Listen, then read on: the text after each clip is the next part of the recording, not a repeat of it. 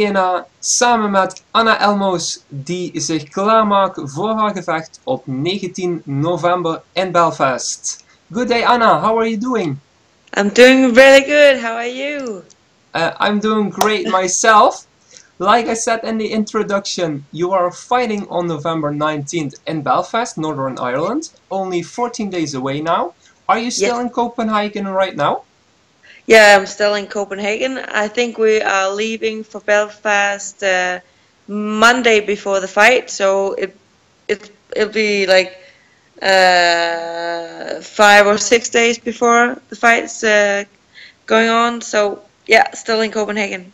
All right, and you will be almost 7 days in Belfast. Do you have a lot of media obligations when you're in Northern Ireland? I don't know actually, but I guess so. I guess the UFC is like a big machine, and yeah. I'm up to talk to anybody who want to talk to me. So bring it on. I'm always available, unless I'm like training or cutting weight. Yeah, of course. The last time we talked, you were about to fight Joanne Calderwood in Rotterdam. Unfortunately, the fight didn't go your way, but can you tell us what you learned from the whole experience? I learned a couple of things from my fight with Joanne. First of all, that UFC is an awesome event. They know how to take care of the fighters. They're very professional. Everything was I have absolutely nothing to complain about. I was treated really good. I learned that Joanne is a wonderful person, and she's a respectful fighter, and she's very, very skilled. And I also learned that I'm not afraid of anything, despite her experience, her size, and anything, her level. I wasn't scared when I walked into the Octagon. So I learned that, yeah, maybe cyborg, but I'm not so easy to scare. but the main thing that I learned is that if I want to do good, if I want to be number one, I'm too small for bantamweight division. Because I might be able to like do good in bantamweight. I might be able to like have show great fights, but I will never reach the top. I'm too small. So I learned that my biggest lesson from that fight is that I was too small and too heavy to fight in bantamweight. So yeah, we're gonna touch on that subject a little later on. You're moving to the women's strawweight division. The Calderwood's walkout is a much talked about subject. A lot of people are calling it one of the most imposing walkouts in the UFC. Did that walkout affect you in any way, or were you affected by the big support for Joanne by the Dutch crowd? I've been asked that question a couple of times now, and I'm really truly honest.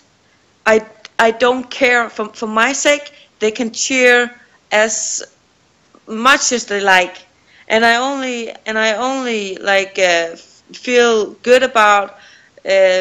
Joanne is such a wonderful person, and she gets a lot of respect, and she deserves it.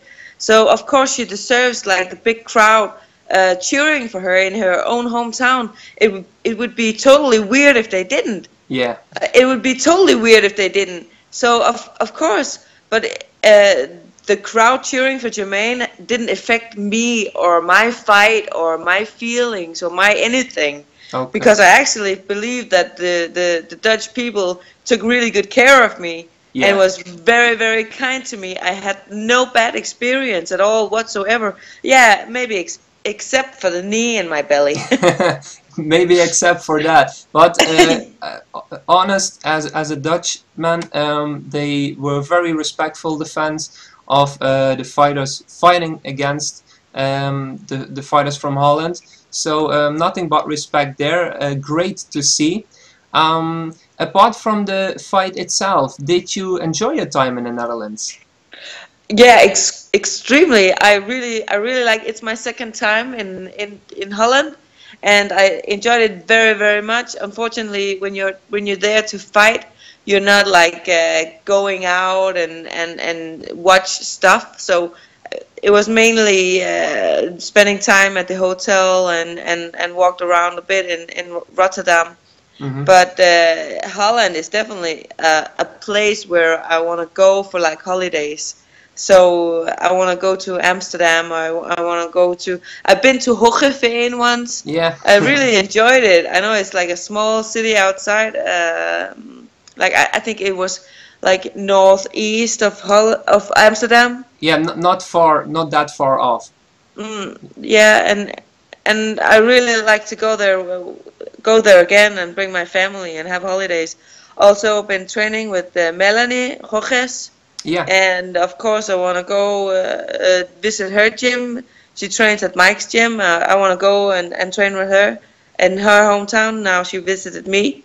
I'm gonna go visit her and train with her again. And I'm gonna also, maybe if Jermaine wanna do some training, I would like to visit her town.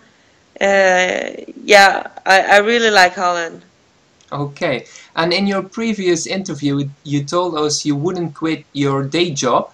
Are you still working as a real estate agent? Still working as a real estate agent. That hasn't changed at all. Okay, and it's still not a problem to combine the MMA training with your day job. I still see it as a good thing, because I used to train in Thailand where everything was like Muay Thai, Muay Thai, Muay Thai, Muay Thai, Muay Thai. All the time. And you can get a little bit like it's just getting too much. But I train as much as I do in Denmark when I train MMA, but still I don't get fed up by it, because I have like those. I work like around here up to my fight. I've been working less hours than normally, but still I work like 5 hours a day as a real estate agent. And when I work as a real estate agent and I'm selling houses and I work with a lot of law stuff, I need to like use my brain to something else than just what I'm going to eat, what's my game plan, what I'm gonna train. But I got like interrupted in my pre-fight emotions, and that's a really good thing for me, because I'm really balanced. I'm really happy. I feel good. I totally do my job. Like I'm not stressed at my daytime job. I'm so privileged that I'm able to work from home. I have my computer at home, and when I wake up in the morning, I do my favorite thing to do is like preparing food for the day. and while I do that, I can sit by my computer and do some things at my job. So I don't get behind. I'm always there. Yeah, it's good. You really benefit from switching the switch off and relax for a minute, and then switching it back on and go in full mode for training camp. Yeah. I wake up in the morning. I prepare my food. I go to the gym. I train. I go to my daytime job. I work. I go back to the gym and I train, and then I get back home and then I sleep. Yeah, it's a full schedule. Yeah, but I haven't been able to see my family. I recently had birthday. I didn't throw anything. I didn't even have visitors. I'm not seeing anybody.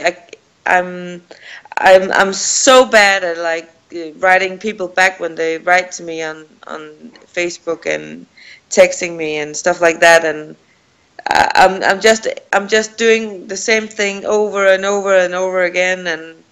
But I promise to all my friends I will get back to them eventually. This is a great way to put it out so they can all see. It saves you a lot of time writing them messages. Yeah. So next time they write me, I'll just post a link to this article. Exactly. That's what you need to do. Yeah. Another big topic, and you just mentioned it already. Your first UFC fight was in the women's bantamweight division. Now for the second fight, you're dropping down to strawweight, which is about 20-pound weight difference or 9 kilo weight difference. Has the transformation to strawweight fighter been difficult? Of course, it has been difficult. I know that I appear not like so lean, but if you measure my fat percent, I'm actually leaner than I look. So when I fought Jermaine, I was like 21% fat, and I know that's a little high, but it's not really high for a woman. So, but still, there was enough to take off. So I have been able to like lose. I have been able to actually lose like almost 20 pounds, and my fat percent has gone down a lot. I think I'm around 15% now. So of course, I have been able to remove substance from my body which I could not use for power. Yeah. But that only means that my cardio got up, because I'm like, I was already in shape when I fought Jermaine, and I already knew the day after that I'm in a hurry because I need to get down to strawweight. So I didn't take a break. I just kept on going from the shape I was in when I fought her, and I just got down. Right back into the gym. I was at the gym like Monday and diet Monday again. So, but it also made my camp for this fight like pretty long, because I was already in a camp before I got the fight against Jermaine. So I have been in a fight camp for like almost a year by now, and I lost 20 pounds at the same time. So, but I feel quicker than ever and faster than ever, and I feel my cardio is better than ever.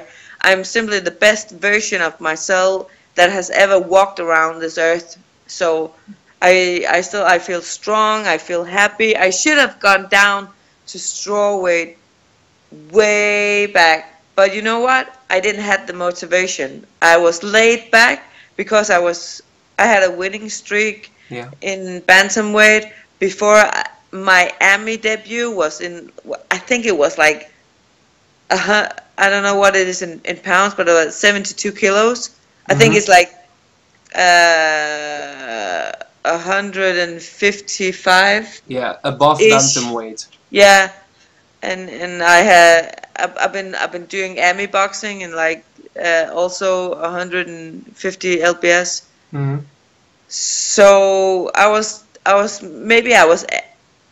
don't want to say arrogant about it, but maybe I was lazy about it. It works, so I might just stay here. But when I fought Jermaine, I came to realize that it's not gonna work out. No. You have to lose weight. Don't eat all that bamboo. like the panda does. Did you ever fight at 125, or was it always bantamweight or above?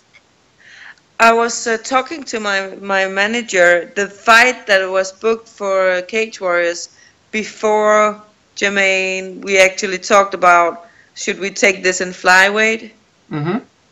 And I don't actually remember. I think I can't remember if we booked it in flyweight or bantamweight. I don't remember, but we talked about it because I haven't been fighting for a year, and of course I wanted to get into the UFC, and of course I wanted then I had to like be in bantamweight, but I know I'm too small, and It was a golden opportunity to get into the UFC, of course, and you're not gonna turn that down, of course. Yeah, and like I said, I have many fights in like higher weight classes than bantamweight. Yeah. So, but just not on this level, just not on Jermaine Durandamy. But would you prefer a flyweight division in the No, UFC? no, actually, let's see how the weight cut is going. But Yeah. where I am right now, I would be too small for flyweight. All right. So Uh, the strawweight division is actually perfect for your body type, so to speak. yeah, I think so. I think Yeah. so because if I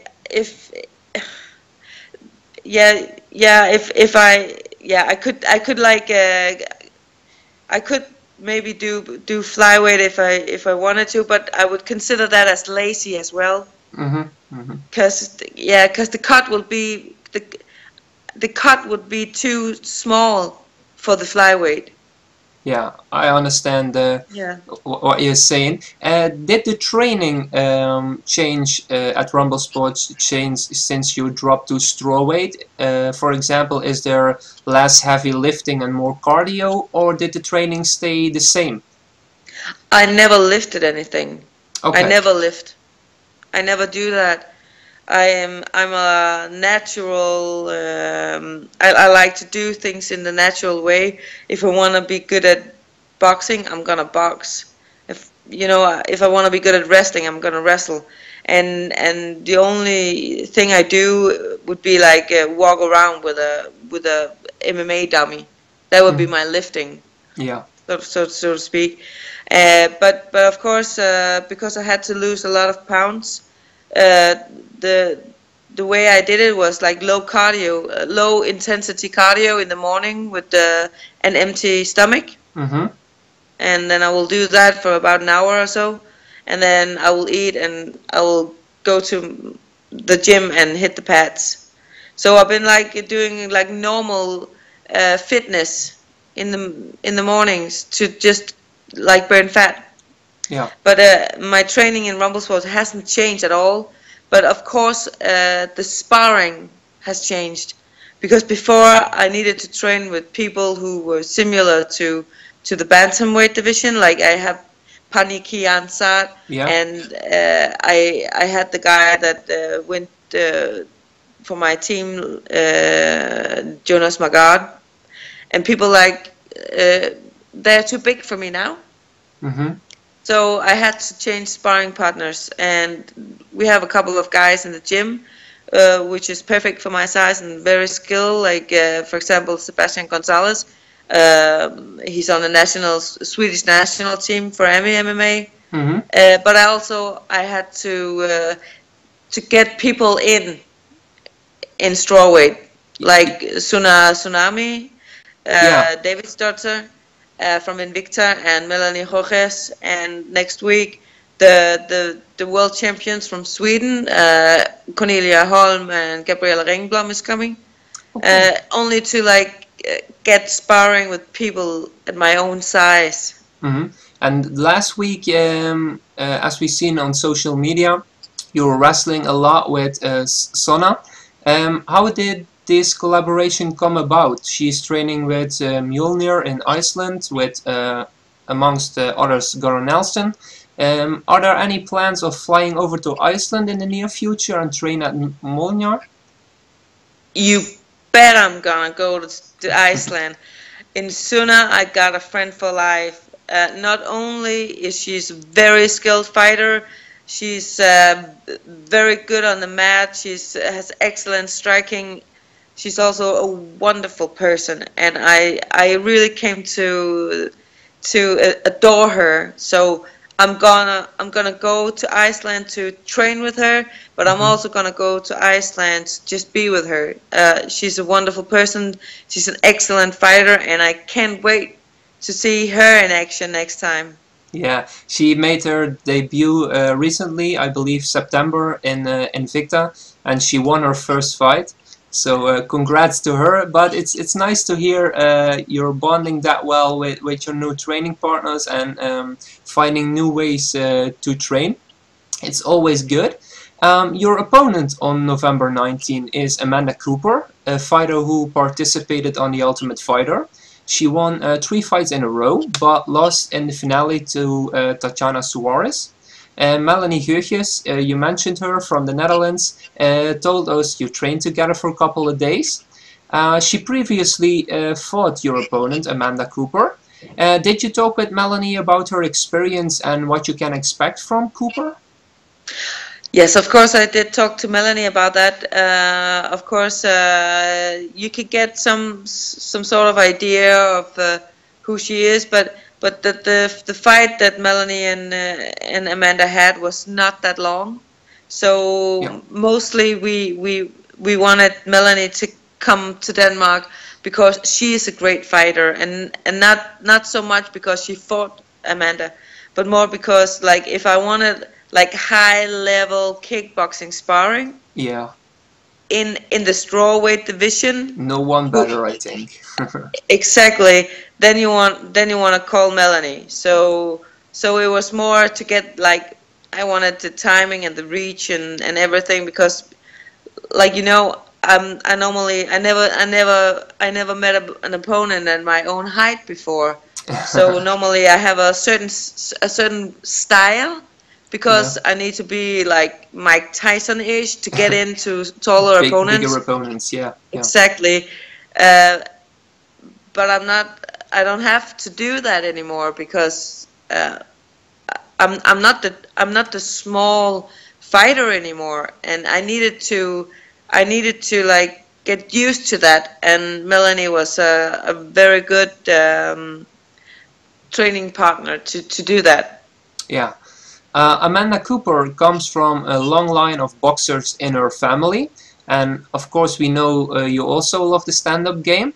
Do you expect it to be a stand-up fight, or do you see the fight go to the ground?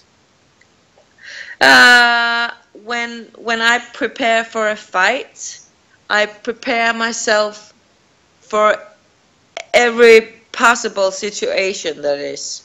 Mm-hmm. So I prepare myself for a stand-up fight.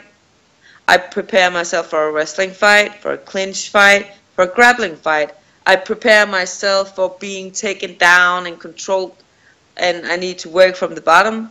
I prepare myself what I'm going to do if I take her down and work from my top control. I prepare myself for a fight that goes up and down all the time, for a fight that's going to last the distance and be 3 hard, long rounds of back and forward. And then I dream about the KO. That's maybe the best part. The KO is gonna be there if it's gonna be there, but I prepare myself for a long, tough fight. Many fighters benefit from visualization before the fight. Do you visualize those scenarios, or is it just something you take into account? No, that's something I visualize. Okay. I visualize everything. I don't want to be surprised if I'm being taken down in the second round and she gift straps me and I can't get out, and I'm like, oh my God, I didn't prepare for this. Yeah. Because I need to be able to, I already visualized this, and when this happened, I need to do this and this and this, and so I need what to do. So it's not going to be a surprise for me. Whatever happens, I already experienced it by visualizing it in my mind. Mm-hmm. And talking about the KO, Amanda Cooper told the media in a recent interview she will finish you in the second round via KO. That are some pretty strong words. When and how do you think the fight will end? Like I said, I prepare myself for a long, hard 3-round fight. And of course, if the submission comes, I'll grab it. If the KO comes, I'm not gonna like leave it. I'm gonna finish it, but I'm not gonna force it. It's more in the flow of the fight, and during the fight you will try to capitalize on mistakes and finish it as soon as possible, of course. Of course I want to finish a fight. Yeah. I want to finish all fights. But if I go in there and I prepare myself, I'm gonna finish her in first round, and I'm gonna finish her on KO like after 4 minutes and blah blah, and it doesn't happen. Then I'm gonna be like, oh fuck, what now? What next? I don't know. Whoa. So I'm gonna prepare myself for winning on points. If we say you win the fight in Belfast, do you want to return to the Octagon soon, or do you want to take some time off now you had such a long training camp? Soon. Fight soon again. When I win the fight, yeah, and I have no injuries, I'm thinking I need 1 week where I can eat I don't want to eat junk food. I just want to eat more food. Yeah. For 1 week, and then if I could fight maybe January or February, that would be awesome. And do you prefer, I think we talked about it in the last interview, but do you prefer to fight in Europe or in the States, or don't you mind where the fight will take place? I fight anywhere. But of course, if I can fight like somewhere else, then okay. If UFC, if you're listening, it would be totally awesome to be fighting in Japan or Asia. Yeah, I've been fighting in Thailand, and it would be awesome to be able to fight. I know my teammate Damir. He was set to fight in the Philippines. Yeah. Oh. In Macau, right? Yeah, it got cancelled. The whole event got cancelled, unfortunately. But anyway, if I could fight in Asia, that would be so awesome. But also, I want to fight in the States. I want to fight in Copenhagen. Hey, maybe UFC should come to Copenhagen. Some pretty good ideas there. I'm sure they're listening. So who knows? We see a UFC event in Copenhagen really soon. And thank you so much for taking the time to do the interview with us. But before we wrap up the interview, where can MMA fans find you on social media? MMA fans can find me on Facebook. It's Anna Panda Elmose. And they can find me on Instagram, Anna_Elmose. They can find me on Snapchat, also something Elmose. And they can also find me at Twitter. And I think that's about it. Alright, they know where to find you right now. Anna, good luck on November 19th. We'll talk soon. Farewell. Farewell.